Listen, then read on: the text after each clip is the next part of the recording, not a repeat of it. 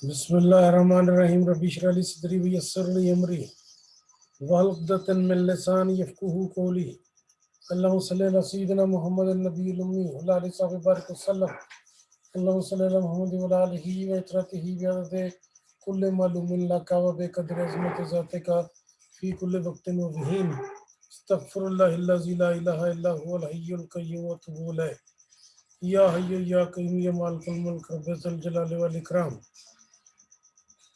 तमाम लोगों को क्लास में खुश आमदीद। आज हमने प्रोजेक्ट मैनेजमेंट के सेकंड चैप्टर से बात करनी है, organisation, strategy and project selection. कैसे ये नोट्स इससे पहले और बुक मुकम्मल तौर पे मैं आपको डिलीवर कर चुका हूँ और उम्मीद है ये सारी चीज़ें आपने कल डाउनलोड कर ली होंगी। कल कुछ लोगों ने ही मेरे पास ये स्लाइड्स बना के स्लाइड से पेपर पे लिखकर वो असाइनमेंट भेजी है, बाकी लोगों ने असाइनमेंट नहीं भेजी। जिन लोगों ने असाइनमेंट नहीं भेजी वो मुझसे कोई अच्छे नंबर एक्सपेक्ट ना करें। फिर मैं क्लियर कर दूं, हर बंदे ने आज अपने सीआर और जीआर के पास अपनी असाइनमेंट भेज देनी है और सी और जीआर मुझे सिर्फ उन्हीं बच्चों की हाजिरी भेजेंगे जो असाइनमेंट भेजेंगे। दूसरे लोगों की हाजिरी मत भेजिए।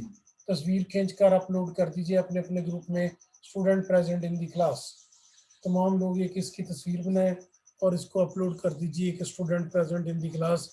जो लोग भी क्लास में प्रेजेंट है उनकी अटेंडेंस को यकीनी बनाया जाए। Number 2, where we are. कल मैंने आपको बताया थे project is an estimate of doing different things.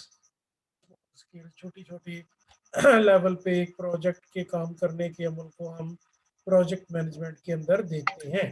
कल मैंने आपको इसके 18 पॉइंट बताए थे और ये 18 पॉइंट एक दूसरे के साथ इंटरलिंक थे, एक दूसरे से हटके नहीं थे, एक दूसरे के साथ जुड़े हुए थे, एक दूसरे के साथ अटैच थे।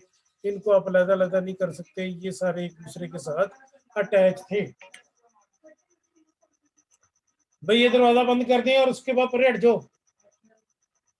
ये एक दूसरे के साथ अटैच है, इनको आप सेपरेट नहीं कर सकते एक दूसरे के साथ, इनको अलग-अलग नहीं किया जा सकता, ये एक दूसरे के साथ अटैच रहेंगे और उसी के साथ इसकी सारा सामना है।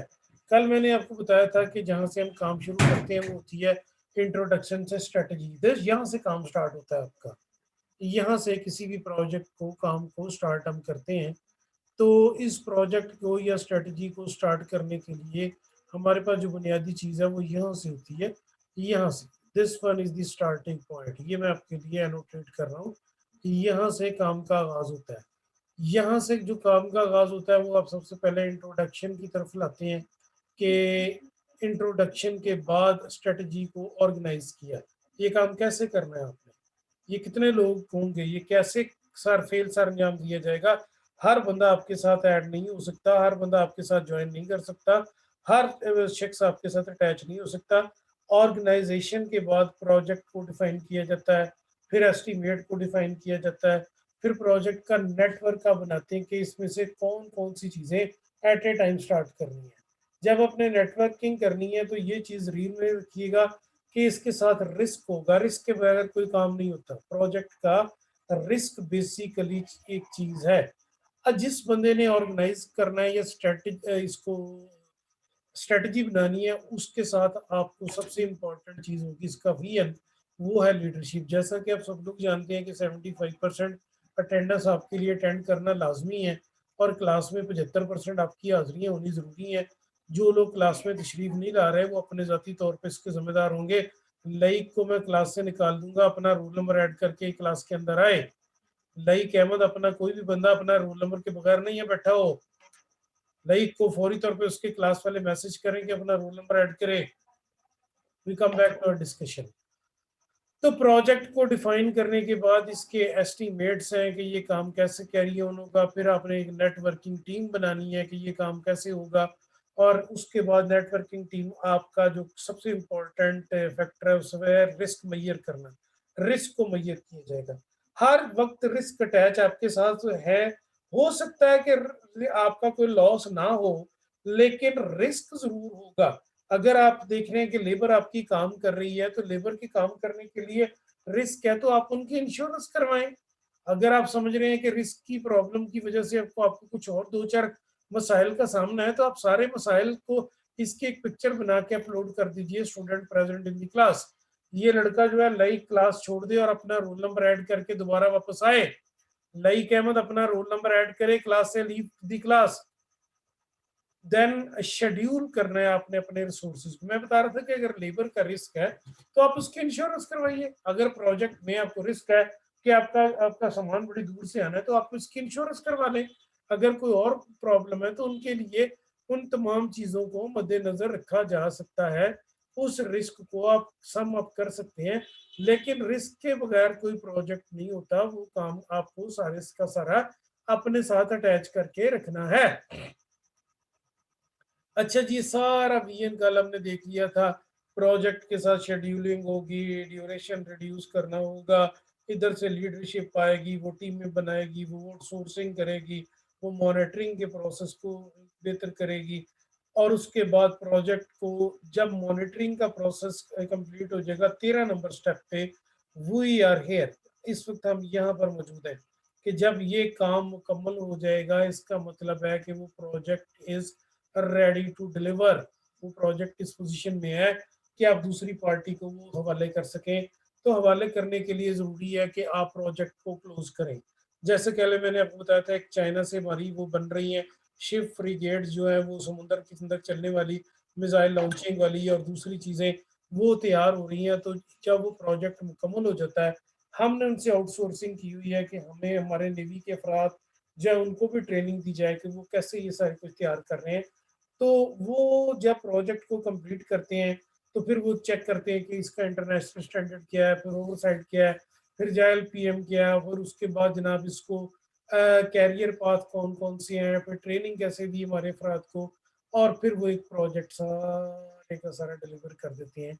तो इसमें प्रोजेक्ट के बनाने तक जो सबसे इम्पोर्टेंट काम है, वो है मेरे बच्चों, जिस बंदे ने ये कैरी ऑन किया है, वो कहाँ स्टैंड कर रहा है। वो ये दो बातें, these are two things, number 2 and number 10, कि अगर लीडरशिप नहीं होगी और मेरे बच्चों अगर स्ट्रेटजी नहीं होगी, तो प्रोजेक्ट चलेगा कैसे? कैसे आप काम को कैरी ऑन करेंगे? आप तो काम को कैरी ऑन नहीं कर सकते। तो इसके लिए सबसे इम्पोर्टेंट चीज है कि आपने उसको जाहिर करना है कि जनाब हमारा प्रोजेक्ट जो है वो कैसे सारा काम चलेगा, कैसे उसकी सारी सूरत हाल होगी, कैसे वो सारा मामला होगा, वो सारी चीजें आपने यहाँ पर दिखानी है। अगर आप वो सारी चीज नहीं दिखा रहे, तो फिर हमारे लिए मसाइल रहेंगे, फिर हमारा ये काम नहीं हो सकता। बात को आगे बढ़ाते हैं। अच्छा जी, project why project manager use to understand the strategic management process. अभी मैंने दो बातें आपके साथ की कि स्ट्रेटजी तैयार करनी ऑर्गेनाइजेशन का काम है, और इसके लिए बंदे को भर्ती करना ऑर्गेनाइजेशन का काम है। अगर आपके पास 10 प्रोजेक्ट है, तो 10 प्रोजेक्ट पे आप खुद नहीं बैठ सकते। आपको क्या करना है? आपको यूज करना है प्रोजेक्ट मैनेजर। जो प्रोजेक्ट मैनेजर इसको यहाँ पर चलाएगा, जो प्रोजेक्ट मैनेजर इसको देखेगा, और जो प्रोजेक्ट मैनेजर इस सारे मामले को चेक करेगा। ये चीजें आपके करने की नहीं है, आपने वो एक बंदा अप्लाई करना है। Changes in the organisation mission and strategy. Project manager must respond to the changes with the appropriate decision about the future project and adjustment to the current project. Project manager is person who can understand the organization strategy that become effective advocates for the project alignment with the firm vision. क्या मतलब इस बात का? मैं एक example आपके सामने रखता हूँ कि हमने एक प्रोजेक्ट लिया कैनाल रोड पे, नहर पे एक प्लाजा बनाने का। ये बिल्कुल आप जैसे नहर से एंटर होते हैं अब्दुल्लापुर से, तो आप जैसे ही लेफ्ट साइड पे आए हो, तो ये घाट वाले की तरफ जा रही है। थोड़ी दूर ही रॉयल्टन से पहले एक जमीन थी, वहां पर हमने प्रोजेक्ट किया एक प्लाजा बनाने को। तो जैसे ही वो प्लाजा बनाने का नक्शा लाया, वो पार्टी बड़ी स्ट्रांग थी। वो पार्टी जो थी उसने डी ग्राउंड में भी और उसके बाद शहर में भी 2-3 प्लाजे बनाए हुए हैं। उनके बड़े प्लाजे वो चल रहे हैं, और उसके बाद ऑक्यूपेंसी भी उनकी ठीक है। तो इस पे जनाब वो जब उन्होंने प्रोजेक्ट ले लिया, तो प्रोजेक्ट लेने के बाद वहाँ शॉप्स की सेल परचेज हुई, फ्लोर्स की सेल परचेज हुई। तो अचानक ही पता चला जी कि हमारा तो ये प्रोजेक्ट जो है इसके डिप्टी कमिश्नर साहब मंजूरी नहीं दे रहे। तो प्रॉब्लम क्या उन्होंने बताया, उन्होंने कहा जी प्रॉब्लम ये है कि जमीन के साथ नहर है और नहर के साथ ही आप ये 15 मंजिला जो है प्रोजेक्ट खड़ा करने जा रहे हैं, इसके अंदर जो मिट्टी है वो बहुत ज्यादा गीली है, रेत वगैरह है, तो यहाँ पर इसकी बिल्डिंग खड़ी करने की इजाजत नहीं है। आप इसको 3 मंजिलों तक रख सकते हैं, इससे ज्यादा नहीं आप इसको ले जा सकते। 15 मंजिलें तो बड़ी दूर की बात, आप इसको चौथी मंजिल भी नहीं डाल सकते। तो 4 स्टोरी तक ये वैलिड है। खैर बड़ी हमने इस पे बात की, नेस्पाक के लग बीच में बड़े प्रोजेक्ट को बड़ी डिटेल से देखा गया। आखिरकार project manager reported to the organisation कि this needs some changes, this needs some changes, this needs some adjustment, it is not possible to carry on this project in the current position, इस वक्त मुमकिन नहीं है। तो आप इसको क्या करें, आप इसको यहाँ से रिमूव करें और रिमूव करके कहीं 6 सेगमेंट स्टोरीज का जो प्रोजेक्ट है उसको ले जाइए। फिर वो प्रोजेक्ट हमने शिफ्ट किया वहां से उठा के निशात सैनमा पे, वो निशात सैनमा ब्रेकअप है किया गया, वहां से रिमूव किया गया निशात सैनमा, जहाँ से आपकी जीसी की 2 रोड्स आती हैं बैक साइड वाली, वो निशात सैनमा वो ईसाइयों की बस्ती के साथ क्रिश्चियन कम्युनिटी की जो बस्ती है उसके साथ, और उसके बाद वहां पर 5-6 स्टोरी जो है वो प्रोजेक्ट वहां शिफ्ट किया गया। तो चूंकि चेंजेस ऑर्गेनाइजेशन के मिशन में बाज औकात हमें करनी पड़ सकती हैं, जरूरी नहीं कि जो प्रोजेक्ट आपने लिया है उसके लिए ग्राउंडेड थ्योरी, मैंने क्या वर्ड यूज किया, ग्राउंडेड थ्योरी, ग्राउंडेड थ्योरी को भी देखना पड़ेगा। भाई रियलिटी क्या है, मैं आपसे कह देता हूं कि जनाब फौरी तौर पे आप जीसी रोड के ऊपर जो है वो 100 मंजिला टावर बना दीजिए, तो 100 मंजिला टावर आप कैसे बना देंगे जनाब, वहां पर तो गवर्नमेंट आपको अलाउ ही नहीं करेगी, एयरपोर्ट बिल्कुल करीब है, तो 100 मंजिला टावर तो आपको अलाउ ही नहीं करेगा। आपके 100 मंजिला टावर की जो हाइट है वो इतनी चली जानी है कि वहां से किसी भी जहाज के टकराने का खदशा है, आप देख रहे हैं वो, तो ये काम नहीं पॉसिबल, ये मुमकिन नहीं फिर आपके लिए होगा। बात को आगे बढ़ाते हैं। Project and strategy mistakes caused not by understanding the role of project in company strategy. Sometime अगर आप कोई मिस्टेक कैरी ऑन करते हैं, आप कोई गलतियां सर अंजाम देते हैं, तो ऐसी गलतियां वहां पर हो जाती हैं, मिस्टेक्स हो जाती हैं, तो उसका खमियाजा पूरे के पूरे प्रोजेक्ट को भुगतना पड़ता है। फिर आपको उस कस्टमर के इशू के लिए आपको अपना वो प्रोजेक्ट रिवाइज करना पड़ता है। कई मरतबा प्रोजेक्ट जो वो 50% रिवाइज करना पड़ेगा, और कई मरतबा उसने बताया कि 80% तक रिवाइज करना पड़ सकता है, 80%। हमने एक प्रोजेक्ट टेकअप किया बलूचिस्तान के अंदर के जनाब, यहाँ पर मोबाइल टावर्स लगाए जाएंगे। ये प्रोजेक्ट हमारी कंपनी के पास था कि मोबाइल टावर्स लगाए जाएंगे। मोबाइल टावर्स के लिए वहाँ पर रिंद फैमिली है, उनसे रब्ता किया, वो इलाका उनका था। तो जब उनसे बात की तो वो कबायली सरदार हैं, कबायली सरदार कब चाहेंगे कि जनाब आप मुशर्रफ के दौर में कि वहाँ पर ये टेलीफोन या मोबाइल चले, वो तो कभी नहीं चाहेंगे, वो तो स्कूल नहीं बनने देते कबायली सरदार, और लोग अपने सरदारों के पीछे हैं पागलों की तरह, आप उनको समझा नहीं सकते। हम लोगों ने टावर वहां जब बिछाए हमारी कंपनी ने, तो कुछ उनको पहले खिदमत की, उनको एतमाद में लिया, वो सारा काम लिया। अगर आप ये गलती करेंगे, हकायक को नहीं समझेंगे, तो आपको लॉस होगा, क्योंकि प्रोजेक्ट जो है कस्टमर ने मुकम्मल के पैसे देने हैं, इनकम्प्लीट के या मार्केट से गायब होने के पैसे आपको नहीं देने, और उसकी वैल्यू भी उसने देखनी है कि जो मैंने काम आपको दिया क्या वो कैरियर में हो सकता है। लो जी प्रोजेक्ट बिछा के है रात को जनाब, वहां पर वो सारे लोहे के खंभे उतारे, कितने कितने बड़े वो हो जाते हैं, वो आपके मोहल्लों गलियों में भी लगे होते हैं। वो जब वहां पर जनाब उतारे तो 2-3-4 5 दिन के बाद जब टीम उनको इंस्टॉल करने के लिए गई, तो वो करोड़ों रुपए का वो टावर जो थे वहां से गायब हो चुके थे। वो बलोची इकट्ठे होके आगे, हमने नहीं यहाँ पर चलने देना, आप लोग जासूसी करेंगे आर्मी की, whatever the reason was, खैर वो नहीं उसकी हम बात कर रहे हैं। तो फोकसिंग ऑन प्रॉब्लम्स और solution with low strategic priority, आपने प्रॉब्लम के ऊपर पहले फोकस करना है, मसाइल हमें क्या पेश आ सकते हैं, हम लोगों को क्या पेश आ सकते हैं प्रॉब्लम्स, तो आपने यहाँ पर ये चीज डिस्कस करनी है कि आपको किन मसाइल का सामना, ये मैं आपके लिए यहाँ पर निशान लगा रहा हूँ कि किन मसाइल का। आपको ये दफ्तर में बैठे चीजें नहीं पता चलेंगी, ये पता आपको चलेंगी भाई जी जब आप वहाँ एंटर होंगे उस मार्केट के अंदर। फिर क्या है, कस्टमर की जो रिक्वायरमेंट उन पे फोकस कीजिए, फिर टेक्नोलॉजी पे एम्फसाइज कीजिए, फिर उसके बाद ये इशू जो है इसको रिवॉल्व करने की कोशिश करें आप, इसको हल करने की कोशिश करें। इसको हल करने की कोशिश में बाज़ औक़ात आपको 20% बाद आपको 80% ऑफ द वैल्यू स्पेंड करना पड़ सकता है। तो अंगेज इससे फिर अगर आप नहीं ये हल पाए करेंगे, तो फिर एक बात शुरू कर लीजिए कि आप ऐसी गली में दाखिल हो गए हैं कि जो बंद गली है और अगर आप बाहर नहीं निकल सकते और एक ऐसी लड़ाई में दाखिल हो गए जैसे जिसे आप कभी जीत नहीं सकते।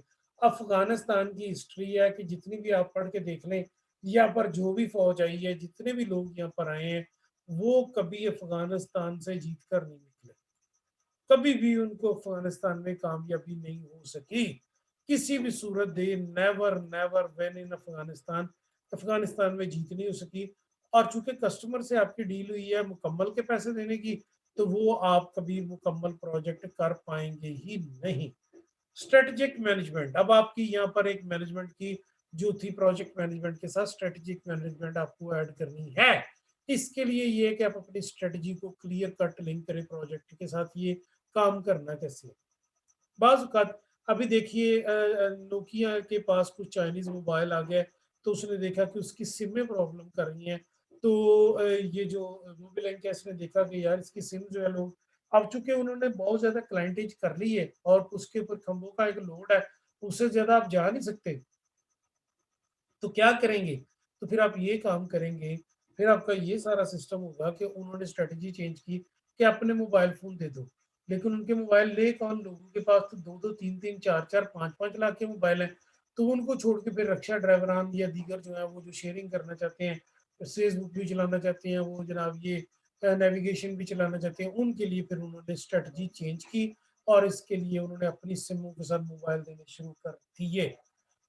A-Trick provides themes and focus on future directions। अब आपने चेंजेस रिकॉर्ड की और उसके बाद रिसोर्सेज को एलोकेट किया, इनके साथ रिसोर्सेज को एलोकेट किया, छोटे छोटे लिंक क्रिएट किए, छोटे छोटे मिशन क्रिएट किए और उसके बाद इसको सम अप करते हुए आप आगे लेकर आ गए। अब आपकी दो चीजें लिंक हो गई हैं। नंबर वन, पहली कौन सी चीज आपकी लिंक हुई है? पहले तो आपकी प्रोजेक्ट मैनेजमेंट अकेली ही सर खपा रही थी। अब आपने उसके साथ क्या चीज अटैच कर दी? अपनी चेंज स्ट्रेटजी कि हम इसको इस अंदाज में सर अंजाम देंगे। अब बाद में दोबारा जब हमने कबायली सरदारों से राब्ता किया कि जनाब यहाँ पर टावर लगने दें, क्योंकि इसके साथ साथ कोस्टल हाईवे जानी है, मंद हाईवे जानी है, तो भाई तो ये लगाने हैं यहाँ पर। तो फिर उन्होंने कहा जी हमें पैसे दें। उनकी खिदमत की गई, उनको पैसे दिए गए, तो तब जनाब उन्होंने गारंटी दी अपने लोगों को कि नहीं जनाब अब आप ये लगने दें। अब उन्होंने लोगों को कैसे समझाया, ये उनका पास सॉल्यूशन है, हमारे पास नहीं है। तो ये सारी चीजें आपने अपने सामने देखनी है। अब तक जो मैंने जब बात की तो मैं उसको थोड़ा सा आपके सामने रिवाइज करता हूँ। सबसे पहले ये है कि आपने अपना मिशन रिवाइज करना है। यहाँ पर रूटीन में आपकी फेलियर हो गई थी, आप देख कर रहे हैं कि स्ट्रेटजी में फेलियर थी। आपने अपना मिशन रिवाइज किया एक्सटर्नल एनवायरनमेंट और थ्रेट्स को मद्देनजर रखते हुए। जिस तरह मैंने जब बताया आपको कि हमने प्रोजेक्ट ड्रॉप किया कैनाल रोड पे, जिस तरह मैंने आपको बताया कि रिंद के इलाके में हमने अपना प्रोजेक्ट अच्छा वो ड्रॉप किया, वहां पर ये टावर्स लगाने का मोबाइल, बाद में अपनी वीकनेसेस को कवर करते हुए अलीड्स के साथ रब्ता करके वहां पर ये काम किया। अब देखिए कि वहां पर सिंध के जो हालात है इतने बुरे हैं, इतने बुरे हैं कि वहां पर मैं एक मरतबा ट्रैवल करते हुए जा रहा था, तो सखर के पास रुका, तो वहां पर ट्रेन से उतर के मैंने पानी की बोतलें नहीं होती थी, मैंने वहां पानी लेने की कोशिश की, एक सराई भरने की कोशिश की, एक वो जो कूलर था भरने की कोशिश की। तो आप यकीन करेंगे जिस तरह का ये स्ट्रेटजी मैनेजमेंट लिखा हुआ है, इस कलर का टूटियों से पानी आ रहा था। तो जब मैंने देखा तो बिल्कुल सामने दरिया सिंध बह रहा था। वहां पर बेनजीर भुट्टो ने और इनकी ये जरदारी ने और बिलावल ने साफ पानी तक नहीं मुहैया किया हुआ। सिंध दरिया के ऊपर खड़े होके यार, किसी और जगह तो चलो जो भी है वो है ही, लेकिन दरिया सिंध के ऊपर खड़े थे हम वहां पर रिवर सिंध पे। तो जब उन्होंने अपने इंटरनल एनवायरनमेंट को नहीं दुरुस्त किया तो मैं क्या कर सकता हूँ? तो फिर प्यास से तो हम लोग मर रहे थे। तो प्यास से मरते हुए हमने क्या किया कि वही वो जनाब ये इस कलर का पानी जंग आलूद लिया, इस कलर का, जिस अंदाज में ये मैं आपको बता रहा हूँ, इस कलर का था जैसे ये लिखा हुआ। इस कलर का पानी लिया और पानी लेकर वो पिया, उसे पेट में ज़ाहिर है पता नहीं कौन कौन से जर्म चले गए। लेकिन उस वक्त मजबूरी थी, अगला स्टेशन जो था 3 घंटे भी दूर था, तो वो पानी के बगैर तो 1 सेकंड नहीं गुजरा था। अब बोतलें फिल्टर वाली सेल सुननी शुरू हुई है। तब जब मैंने ट्रेवलिंग की थी तो अच्छा, इसके बाद इन तमाम चीज़ों को आपने मद्देनज़र रखना है। एक्सटर्नल एनवायरनमेंट, देखिए हम एट ए टाइम ये दो चीज़ें डिस्कस करें, इंटरनल प्रॉब्लम्स और एक्सटर्नल इश्यूज दोनों को टाई अप करके नया प्रोजेक्ट, जैसा कि मैंने कहा कि हमने कनाल रोड से वो प्रोजेक्ट ट्रांसफ़र किया, कहाँ ट्रांसफ़र किया मेरे भाई, वो हमने ट्रांसफ़र किया वहाँ पर निशात सैनवे फैसलाबाद में। और जो वो पुराना प्लॉट था जिसपे वो प्लाजा बनना था 10 मंजिला या 11 मंजिला, वहाँ पर फिर छोटे छोटे प्लॉट काट के वो उन्होंने जनाब डाइंग के साथ क्या किया, उसके साथ उनको सेल करके वहाँ पर उन्होंने घर बनाने हैं, और घर बनाने के लिए वो बाद में उनको साथ सेल करेंगे। पोर्टफोलियो भी चेंज हुआ, उसके बाद स्ट्रेटजी भी चेंज हुई, प्रोजेक्ट सिलेक्शन हुई है। ये किन लोगों का माइक ऑन है? दो लोग हैं जिनका माइक ऑन है, इस माइक को बंद करें। जिन लोगों के माइक ऑन है इमीडिएटली क्लोज देयर माइक्स। सिर्फ मेरा माइक चलना चाहिए, बाकी लोग अपने माइक बंद कर दें। नंबर, इसके बाद आते हैं हम आगे। अच्छा जी, अब आपने क्या किया, प्रोजेक्ट को किया स्मार्ट। स्मार्ट, स्मार्ट का लफ्ज आप देखते हैं। अब यहाँ तक आप रहने के टीवी भी स्मार्ट आ गए हैं। ये एंड्रॉयड टीवी जो है वो स्मार्ट टीवी कहलाते हैं। स्मार्ट के लिए कीवर्ड यूजर स्पेसिफिक हो जाए, मैयर करें, साइनेबल करें ड्यूटीज को, रियलिस्टिक हो जाए, और टाइम रिलेटेड फैक्टर्स जो हैं वो साथ ले आए। यानी मोबाइल वाली सारी खूबियाँ ये स्मार्ट टीवी में उन्होंने साथ ऐड कर दी हैं। इसी तरह आप ये सारे के सारे ऑब्जेक्टिव जो हैं अपने स्मार्ट करके उसको उसके साथ अटैच कर देंगे। भाई ज़रूरत कहाँ से है? सबसे पहले क्लासीफाई कीजिए बिजनेस की असेसिंग को, क्या चेंजेस आपके एनवायरनमेंट में आ चुकी हैं। इस वक्त जितनी भी आपने इंडस्ट्री डेवलप करनी है, आपने यहाँ पर देखा, मेरे पास ये मोबाइल इस वक्त है, मैंने ये 41,000 का तो महीना पहले यहाँ से ख़रीदा है, लाहौर से, इनफैक्ट फिनिक्स की कंपनी से 41,000 का। तो उस वक्त ये इसके पीछे लिखा हुआ था कि जनाब, ये मैं आपके लिए स्टेटमेंट पढ़ता हूँ, assembled in Pakistan by messrs transmission techno electrics private limited at Korangi industrial estate Karachi. हालांकि मैंने हमेशा ही 50-60 हज़ार रुपये वाला मोबाइल यूज़ किया, लेकिन ये एक 8 और 128 इसकी थी। तो मैंने देखा कि चलो यार इसको चेक करके तो देखो, हो सकता है तो ये ठीक ही हो, मुझसे प्रॉब्लम नहीं कर रहा उस दिन से। तो इसका मतलब है कि आपने इंडस्ट्री के एनवायरनमेंट को देखा। इसी तरह आप फैसलाबाद में गाड़ियाँ रेनॉल्ट वगैरह आ गई हैं, यहाँ सैंपल होनी शुरू हुई है फैसलाबाद में, जहाँ पर पहले धागा और कपड़ा ही बन रहा था। ये मिशन था उसका जो मोहतरम मुशर्रफ साहब का, लेकिन उसने सोचा कि फैसलाबाद में भी अब मोबाइल फोन सेटल होंगे, यहाँ पर भी अब वो बनने शुरू हो गए। पोटेंशियल बहुत है, लेकिन हम काम नहीं कर पा रहे, और इसका सारा चेहरा अल्लाह रसवा करे साबिक हुक्मरानों का। इस गवर्नमेंट से तो गवर्नमेंट ही नहीं ना समझ रही, संभल रही। तो इससे पहले देखिए, छोटे छोटे मजहबी ग्रुपों से आप ब्लैकमेल तो नहीं हो सकते। रात कितने लोग ऑक्सीजन ना होने की वजह से मर गए होंगे, कितने लोग मर गए होंगे ऑक्सीजन ना होने वजह। और मैं सुबह एक देख रहा था कि उसने एक मौलवी को पकड़ा और उसके बाद उस पर तशद्दुद कर रहे हैं पुलिस वाले। जब आपने पकड़ लिया तो तशद्दुद की क्या जरूरत है? इसी तरह मौलवियों ने एक पुलिस वाला पकड़ा हुआ था, उसके कपड़े उतार के उसे मार रहे थे। यार सरकारी मुलाजिम का फॉल्ट नहीं होता। आपको अपनी पुलिस फौज को और एजेंसीज को इज्जत देनी होगी। ठीक है, वो 24 घंटे की ड्यूटी करते हैं, पता नहीं किसी ने जिंदा वापस भी आना है या नहीं। मैं एक पुलिस लॉ इन्फोर्समेंट एजेंसी के लिए काम करता था, तो उन्होंने मुझे कहा कि सर जी आप पुलिस से नफरत कर रहे हैं। मैंने कहा यार मैं पुलिस से नहीं नफरत कर रहा, आपके बिहेवियर से नफरत कर रहा हूँ। उन्होंने कहा जी हमारी 24 घंटे की ड्यूटी है, आप एक दिन हमारे साथ गुजारे। मैंने 2-3 दिन उनके साथ गुजारे। कहा कैसे वो रिमांड लेते हैं, कैसे पकड़ के लाते हैं, कैसे जनाब वो सारे के सारे जेलों से बंदे लेते हैं, कैसे उनको वहां डिलीवर करते हैं। रोटी पानी की तमीज कोई नहीं, खाने की तमीज कोई नहीं, सोने का टाइम कोई नहीं। उसके बाद इन्वेस्टिगेशन में मैंने उसके साथ कुछ टाइम लगाया, तो वो जनाब सारी चीजें जब ये देखी अपनी आंखों से, तो हो सकता है गंदी मछलियां तो हर जगह है, लेकिन आप अपनी एजेंसीज को टाइम दें, इंशाल्लाह ताला बेहतरी आएगी। आप यकदम उनके खिलाफ ना हो। इसी तरह मासूम लोग जो सड़कों पे हैं, उनका क्या कसूर है जिनकी आपने गाड़ियां रोक दी है? गवर्नमेंट से आपका इख्तलाफ है, आप एक ग्राउंड में इकट्ठे हो, वहां पर जाके आप जो करना चाहते हैं करें। रात ऑक्सीजन बहुत सारे सिलेंडरों में बंद हो गई है, और उसके बाद ऑक्सीजन प्लांट सिलेंडरों की वजह से वो नहीं काम हो सका, वहाँ पेशेंट की डेथ्स हुई हैं, कौन जिम्मेदार है उसका? इसी तरह हमारे शुभ के कुछ लोगों ने चंद महीने पहले एक डॉक्टर के उकसाने के ऊपर उन्होंने लाहौर में दिल के अस्पताल के ऊपर हमला कर दिया और वहां तो सांस नहीं आता। मेरे एक अजीज एडमिट थी, अल्लाह उनकी मगफरत फरमाए, मर के उस माई की जान वहां से छूटी। तो मैं जब वहां गया, वो मेरे अजीज की मदर इन लॉ थी, तो कार्डियोलॉजी में जब मैं गया तो वहां पर तो आप ये गत्ता खटकाए ना ऐसे करके, दिल के मरीज इससे भी डर जाते हैं। तो आपने ये कैसे सोच लिया कि वो लोग बेचारे इतने प्रेशर में सरवाइव कर सकते होंगे? वो सरवाइव नहीं कर सकते। अच्छा जी, अब्दुल्ला कैनी से भी कह दीजिए इसका सीआर के अपना रोल नंबर ऐड करके आए। अच्छा, इसके बाद है जनाब, अब आपको पता चल चुका है कि आपकी अटेंडेंस 75% हाजिरी है, तो उसके ऊपर ही लगनी है, फिर बाद में आप जिम्मेदार इसके खुद होंगे, मैं नहीं हूँगा। मैं मेरा छूट गया जी, मेरी ये प्रॉब्लम हो गई, मेरा ड्रॉप हो गया, इसके लिए आपने कोई बेहतर स्ट्रेटजी खुद डिवेल्प करनी है। अच्छा जी, स्ट्रेटजी फ्यूचर के लिए आप इसको एक लफ्ज यूज है ट्रिगर।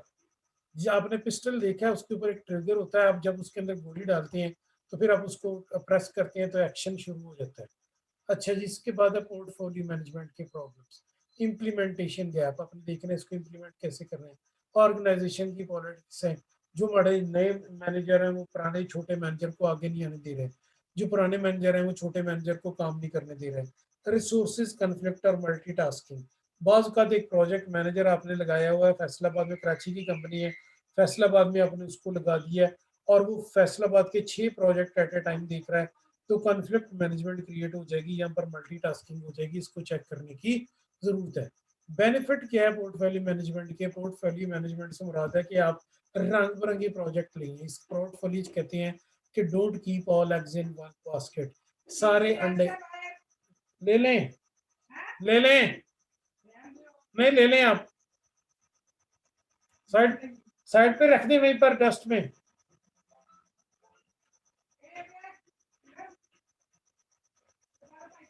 अब जनाब वो बिल्ड किया आपने, टीसीएस स्टूडेंट की असाइनमेंट आ रही है, तो अब आपने बिल्ड करना शुरू किया प्रोजेक्ट सिलेक्शन प्रोसेस को।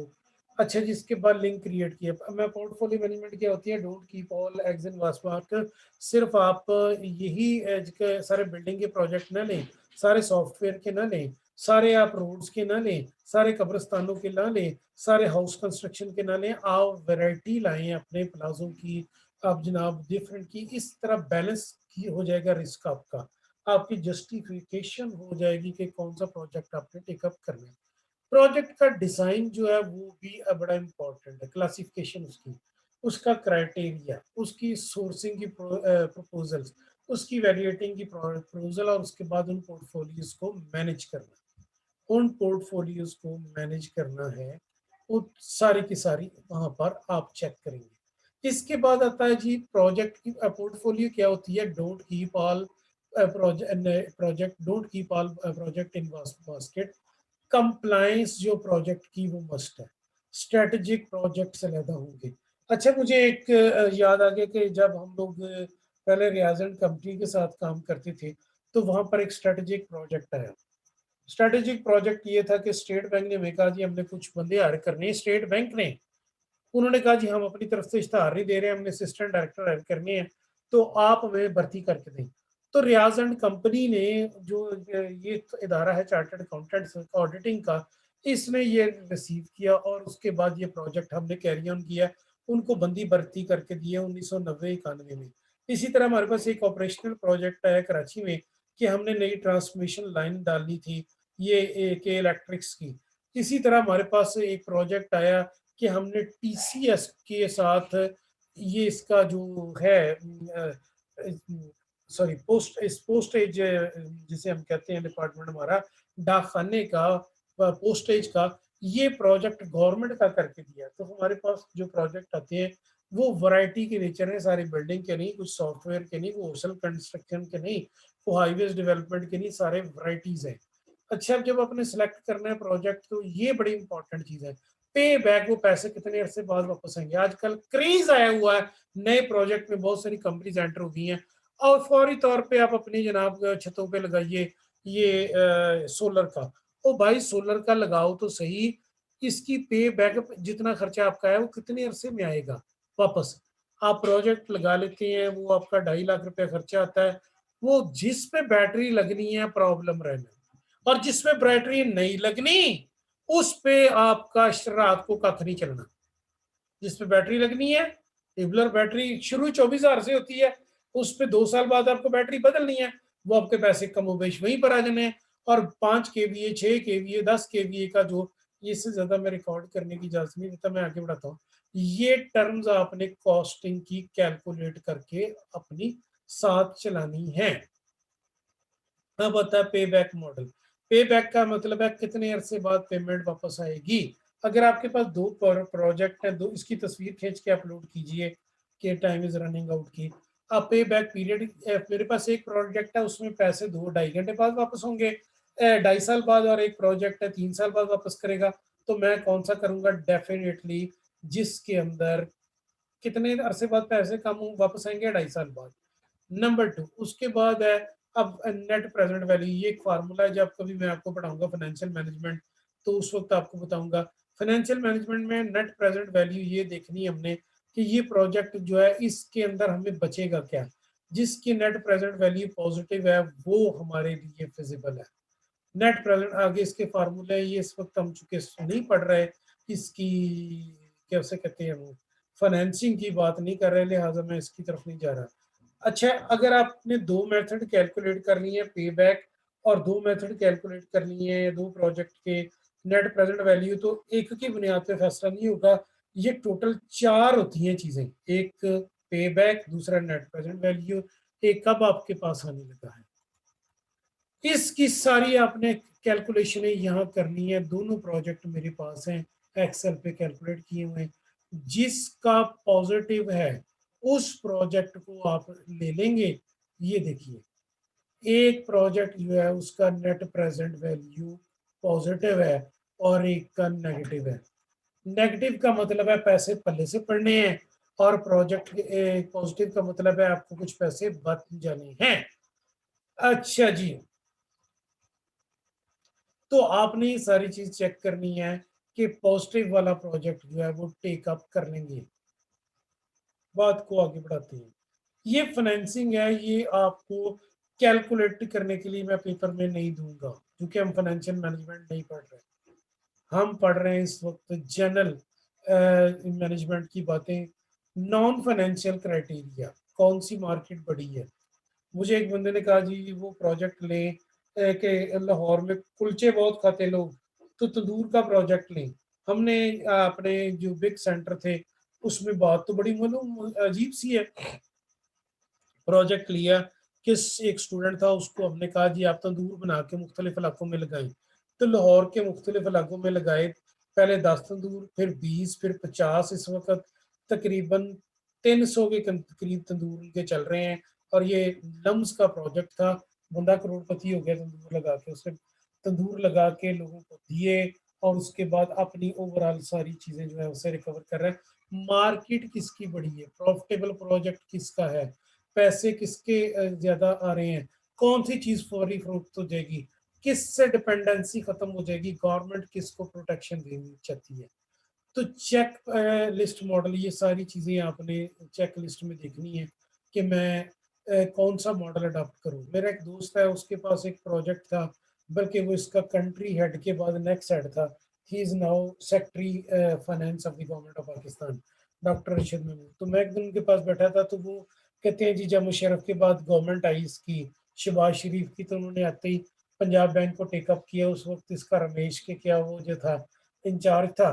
तो मुझे शहबाज शरीफ ने 2 सफ़े दिए, और 2 सफ़े देकर मुझे एक कमरे में लगा बिठा दिया वजीर आला बनते ही।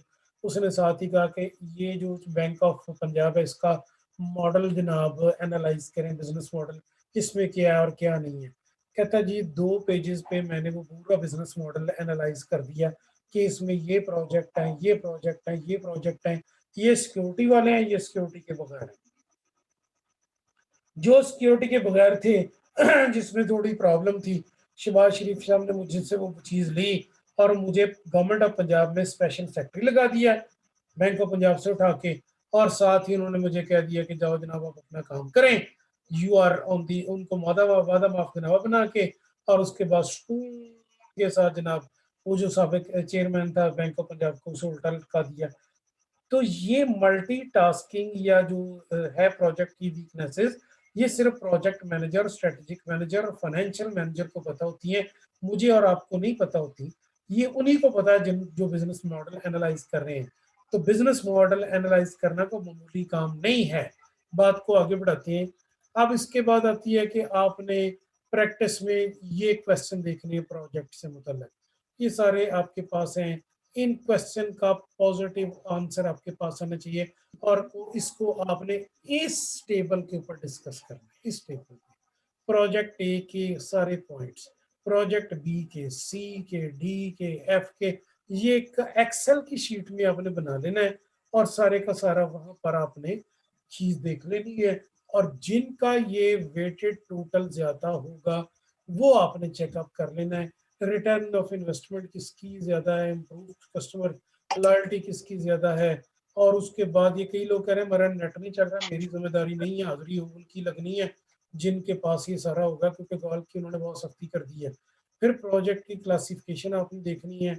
मेरा भी नेट में प्रॉब्लम था तो मैंने क्लास लेट कर लिया कि यार क्लास जरूरी है, बाकी सारे काम बाद के हैं, बाकी सारे काम होते रहेंगे, क्लास जरूरी है भाई। तो क्लास जरूरी है, बाकी काम बाद में होते रहेंगे।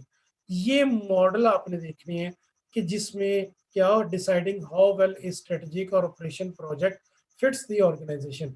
मैंने एक प्रोजेक्ट ले लिया, एक मजाक की बात आपके साथ शेयर करता हूँ। सारे स्टूडेंट के साथ मिलके मुझे उन्होंने कहा जी 1 करोड़ रुपया डेली आपको मिलेगा, समुद्र का पानी वेपर के साथ अंदर करना है, या वापडा की तारों पे गीली टाकी मारनी है, या सारे उड़ते हुए जनाब परिंदों को मैंने कच्छे पहनाने हैं, या हवा में पड़ने वाले छापर पकड़ने हैं। तो ये प्रोजेक्ट तो कभी मुकम्मल ही नहीं हो सकता। ये तो कोई प्रॉब्लम ही नहीं है, ये कैसे मुकम्मल होगा। प्रोडक्ट की सिलेक्शन के लिए मुझे ये देखना है कि इसमें वेस्ट कितनी है, इसमें मेरे जो गोल्स हैं प्रोजेक्ट के वो कैसे पूरेंगे। या मुझे उन्होंने कह दिया जनाब सारे नशेइयों को आपने ये एडिक्शन फ्री करना है, तो ये काम तो मैं कर ही नहीं सकता। तो अपने स्कोर को ये भी देखिए कि आपके पास इतने हैं वो सारे के सारे रिसोर्सेज के आप काम कर सकें। मेरे पास इतने नहीं है। अब इसके बाद ये भी एक और बड़ी चीज, जब हम अपने एक इलाके में टावर लगा रहे थे तो ये टावर जो मोबाइल वाला है हमारे पास ठेका था, तो साथ ही साथ वाले लोग आ गए उठ के, तो उन्होंने मुझे कहा जी कि आप नहीं यहाँ लगा सकते। मैंने कहा यार हम इसके प्रोजेक्ट मैनेजर, उन्होंने कहा अपने घर पे है प्रोजेक्ट मैनेजर साहब, इससे रेज निकलेंगी और साथ वाले इलाकों में किसी ने फैला दिया कि कैंसर फैल जाएगा। तो उन्होंने केस मुकदमा दायर कर दिया, तो वो मुकदमा दायर होने की वजह से वो प्रोजेक्ट मुकम्मल नहीं हो सका। आप आए डी ग्राउंड टेक्निकल मस्जिद के बिल्कुल सामने, वहां पर एक बिल्डिंग खड़ी है, आज तक ऑपरेशनल नहीं हो सकी क्योंकि इर्द गिर्द के लोगों ने स्टे और ले रखा है। अब छोटी डी ग्राउंड में है जहाँ मैं क्रिकेट खेलता रहा हूँ, छोटी डी ग्राउंड के बिल्कुल अपोजिट साइड पे एक बड़ा प्लाजा है, 15 मंजिला, 8 मंजिला सॉरी, वो आज भी वैसे ही खड़ा है, उसके अंदर काम नहीं शुरू हो सका क्योंकि वहां पर जनाब लोगों ने स्टे ले रखा है। तो बाज़ औक़ात कानूनी मसाइल भी आपके होंगे, तो इस चीज़ को भी मद्देनजर रखिएगा। प्रोजेक्ट में रैंकिंग कीजिए कि कौन सा प्रोजेक्ट जो बेहतर है, कौन सा प्रोजेक्ट बेहतर नहीं है। सीनियर प्रोजेक्ट मैनेजमेंट की लिस्ट बनाइए, इनपुट चेक कीजिए, अपनी बेस्ट टीम वहां लगाइए। खैर ये सारा काम आप करने के बाद प्रोजेक्ट की प्रपोजल ऐसे बनेगी। ये सारी डिटेल प्रिंटेड होती है, आपके लैपटॉप में अवेलेबल है। आपने प्रोजेक्ट की सारी इंफॉर्मेशन यहाँ पर बना लेनी है, जो जो काम हेड ऑफिस में बैठ के ये 2 सफ़ों पर जा रही है। उसके बाद जो जैसे ही काम मुकम्मल हो रहा है जितने परसेंट, तो आपने इसको अपडेट करते जाना है अपनी लिस्ट को। इस पोर्टफोलियो को कौन मैनेजमेंट रन करेगी, सीनियर मैनेजमेंट। प्रायोरिटी टीम की रिस्पॉन्सिबिलिटीज की है चेक करना, ठेकेदार वहां बैठा पैसे तो नहीं खा रहा, ये सारा काम अपने चेक करना है। और इस प्रोजेक्ट को मैं उस दिन रेलवे के हेडक्वार्टर बैठा था, तो रेलवे के हेडक्वार्टर में मैंने देखा कि उसने ना इस तरह का एक चार्ट बनाया हुआ है। तो चार्ट के ऊपर इससे ना मेरे सामने बैठ के मार्कर से ऐसे लाइन लगाई, ए एस मार्कर से एक पॉइंट से दूसरे पॉइंट। तो मैंने कहा ये क्या कर रहे हो। कहने लगा सर जी ये सुपर ये लाहौर से एक ट्रेन गई है, गुजरांवाला मैंने पहुंचाई है। तो उन्होंने बकायदा वहां पर नोटिस भेजा जो उनकी वायर होती है अपनी तार वाली, कि जनाब ये ट्रेन अब यहाँ से चल पड़ी है और लाहौर से गुजरांवाला आ रही है, तो ये मूव करती वहां जाएगी, कुछ ही टाइम बाकी है उसके बाद ये खत्म हो जाएगा। इससे ज्यादा मैं रिकॉर्ड करने की इजाजत नहीं दे रहा। आज वाला लेक्चर आपने लिख कर वहां पर अपलोड करना है। जो लोग अपलोड नहीं करेंगे हाजिरी की उम्मीद ना रखें। जो लोग हाजिरी में नहीं है वो अपनी खैर अब आपने पोर्टफोलियो को चेक किया कि कौन कौन सी है बेटर, ब्रेड एंड बेटर कौन सी है, वाइट एलिफेंट, जहाँ पर सेल नहीं हो रही वो आपकी वाइट एलिफेंट है, और जहाँ पर से सेल हो रही है वो आपका प्रोजेक्ट जो है वो ब्रेड एंड बटर है। ये मार्केटिंग की टर्म्स हैं। फिर उसके बाद प्रोजेक्ट को आपने देखना है कौन कौन से इनको रिमूव करने की कोशिश करनी है,